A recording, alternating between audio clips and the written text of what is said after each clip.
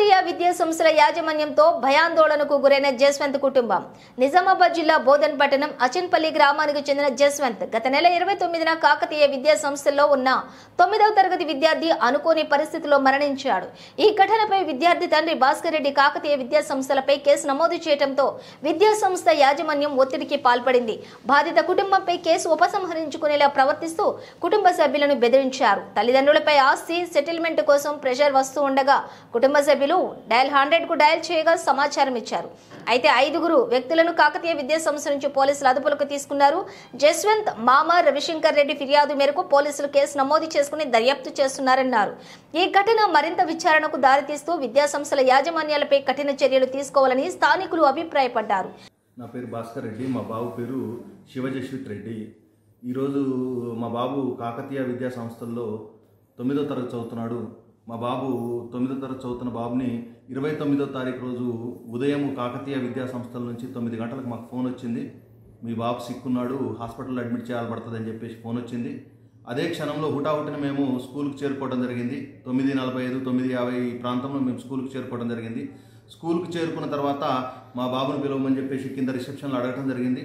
అడగంగానే మా బాబుని పిలవటానికి వాళ్ళు ఫోన్ చేశారు. ఇంతలోకే వాళ్ళ మదరు బాబుకు బాగలేదన్నారు కదా, నేను పైనకు పోయి తీసుకొని వస్తానని చెప్పేసి రిక్వెస్ట్ చేయడం జరిగింది. అయినా కూడా వాళ్ళు దాన్ని పట్టించుకోకుండా ఆ బాబే వస్తాడు, ఈ యొక్క స్కూల్ యాజమాన్య రూల్స్ ప్రకారం మీరు పైనకు వెళ్ళడానికి లేదు అని చెప్పేసి మమ్మల్ని నిలువరించడం జరిగింది.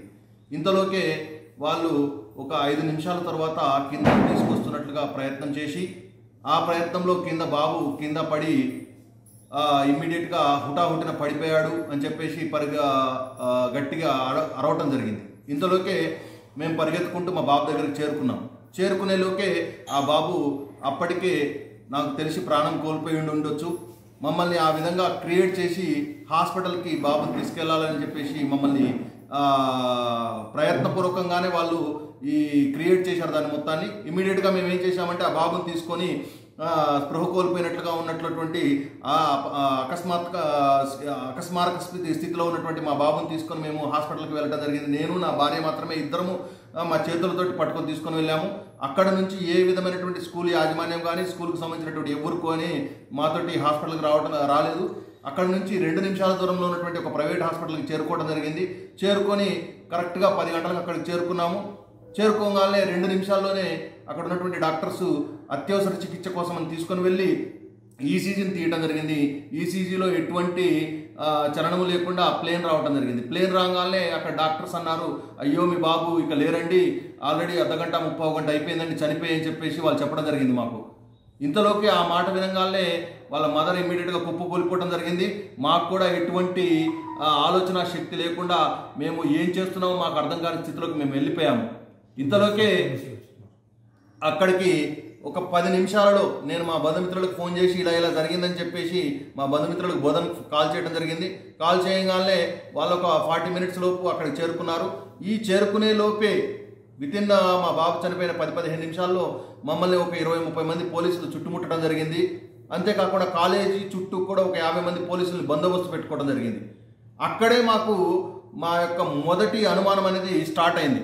ఎందుకోసమంటే ఏదీ లేకపోతే, వాళ్ళు ఎటువంటి మిస్టేక్ జరగకపోతే ఇంతలోకే అక్కడ ఆ విషయాలను తెలుసుకొని ఒక 20-30 మంది పోలీసుల్ని మా చుట్టుముట్టడము, ఒక సిఐ ర్యాంకు, ఒక ఎస్ఐ ర్యాంకు, తర్వాత కాసేపట్లోని ఏసీపీ కూడా అక్కడ చేరుకోవడం జరిగింది.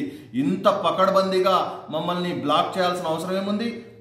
అంతేకాకుండా ఎటువంటి మీడియా సంస్థను కూడా అక్కడికి చేరుకోకుండా మమ్మల్ని కట్టుదిట్టం చేసేసి బ్లాక్ చేసేసి శాంతి భద్రత సమస్యలు వస్తాయని చెప్పేసి మమ్మల్ని బాగా ఫోర్సబుల్గా పోస్ట్ మార్టంకి తీసుకొని వెళ్ళి ఆ పోస్ట్ మార్టం కంప్లీట్ చేసి బోధనకి మమ్మల్ని తరలించడం జరిగింది. ఇంతలోకే మాకు ఈ తరువాత జరిగినటువంటి పరిణామాల ద్వారా తెలుస్తుంది ఏంటంటే వాళ్ళు ప్రీ ప్లాన్డ్గా ఇదంతా జరిగే విధంగా ప్లాన్ చేసి మమ్మల్ని అక్కడ స్కూల్లోనే శవం ఉంటే వీళ్ళు దింగానా చేసేస్తారని చెప్పేసి అనుకొని మమ్మల్ని మా తల్లిదండ్రులు వాళ్ళకు ఉండేటువంటి భయాన్ని క్యాష్ చేసుకొని ఆ భయంలోనే మమ్మల్ని పిల్లగాడిని తీసుకొని వెళ్ళే విధంగా ప్రయత్నం చేశారు. ఈ విధంగా చేయటమే కాకుండా మరలా మా మీద దుమ్మెత్తిపోసేటువంటి ప్రయత్నం కూడా చేస్తున్నట్లుగా ఈ మధ్య తెలుస్తున్నది. ఇది చాలా అమానుషమైనటువంటి చర్య.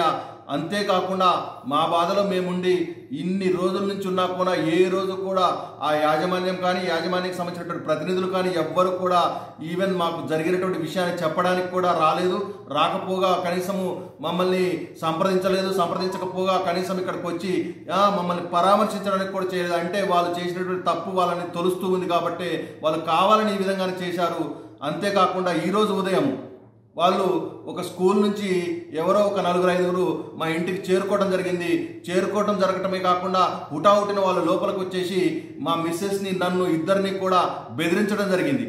మీరు మా పైనటువంటి పెట్టినటువంటి ఏదైతే కేసు ఉన్నదో ఆ కేసుని ఇమ్మీడియట్గా విత్డ్రా చేసుకోకపోయారనుకోండి మిమ్మల్ని చంపేస్తాము, మీ అంతు చూస్తాము అని చెప్పేసి మమ్మల్ని బెదిరించడం జరిగింది. బెదిరించడమే కాకుండా మీ సంగతి చూసుకుంటాము, మా యాజమాన్యానికి సంబంధించినటువంటి డైరెక్టర్ రజనీకాంత్ గారి గురించి మీకు తెలియదు, ఆయన చాలా పవర్ఫుల్ మనిషి, ఆయన అంతేకాకుండా ఆయన మిమ్మల్ని ఏ విధంగా అయినా కూడా బెదిరించగలిగేటువంటి శక్తి ఉన్న మనిషి అని చెప్పేసి వాళ్ళు మమ్మల్ని బెదిరించడం జరిగింది. ఈ విధంగా బెదిరించడమే కాకుండా మమ్మల్ని భయభ్రాంతులకు గురి చేయడం జరిగింది. మా ఇంట్లో వాళ్ళందరూ కూడా బెంబేలు ఎత్తిపోవడం జరిగింది. ఇలా మమ్మల్ని అన్ని విధాలుగా వాళ్ళు మమ్మల్ని దాడి చేయడానికి ప్రయత్నిస్తున్నారు. కాబట్టి దయచేసి బోధన పోలీసులు కానీ అంతేకాకుండా బోధన ప్రజాప్రతినిధులు కానీ మాకు సరైనటువంటి న్యాయం జరిగే విధంగా ప్రయత్నం చేయాలని చెప్పేసి దయచేసి కోరుకుంటున్నాను. ఇది ఒక పుత్రుడిని కోల్పోయినటువంటి తండ్రిగా నేను ఇచ్చేటువంటి వాంగ్మూలము. అంతేకాకుండా నేను ప్రతి ఒక్క దీంట్లో ఇన్వాల్వ్ అయినటువంటి ప్రతి ఒక్కరి మీద కఠినమైనటువంటి చర్యలు తీసుకోవాలని చెప్పేసి కోరుకుంటున్నాను. దయచేసి నా యొక్క బాధను అర్థం చేసుకొని మా పుత్రునికి జరిగినటువంటి అన్యాయం ఇంకొకరికి ఎట్టి పరిస్థితుల్లో ఆ విద్యా సంస్థలో కొన్ని వేల మంది చదువుకుంటున్నారు, వాళ్ళెవ్వరికి కూడా ఇటువంటి అన్యాయం జరగకుండా చూసుకోవాలని చెప్పేసి దయచేసి కోరుకుంటున్నాను. దయచేసి అర్థం చేసుకోండి, ఇది నా ఒక్కడిదే కాదు, ఫ్యూచర్లో ఎంతో మంది వేల మంది విద్యార్థులు వాళ్ళ యొక్క పిల్లల్ని హాస్టల్లో జాయిన్ చేస్తున్నారు. వాళ్ళే తల్లిదండ్రులు భావించి మనం అక్కడ మన పిల్లల్ని పెట్టేసి వస్తున్నాము. అంతేకాకుండా ఆ యొక్క విద్యా సంస్థలో ఏ విధమైనటువంటి డిఈఓ గారు మీరు తక్షణమే స్పందించి ఆ విద్యా సంస్థను తనిఖీ చేయాలా.